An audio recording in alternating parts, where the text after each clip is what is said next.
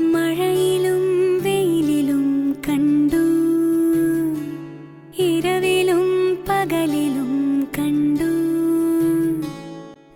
ദൈവത്തിന്റെ പരിശുദ്ധമായ സ്നേഹത്താൽ എരിയുന്ന ഒരാത്മാവ് സ്ഥിരമായും അചഞ്ചലമായും പ്രവർത്തിക്കുകയാണെങ്കിൽ അതിന് സാധ്യമല്ലാത്തതായി എന്താണുള്ളത്? അതെപ്പോഴും അവിടുത്തെ പറ്റി ചിന്തിക്കുന്നു. സ്നേഹിക്കുന്ന വസ്തുക്കളെ വിസ്മരിക്കാവുന്നതല്ലോ. അവിടുത്തെ തൃപ്തിപ്പെടുത്താൻ എല്ലാം ചെയ്യുന്നു.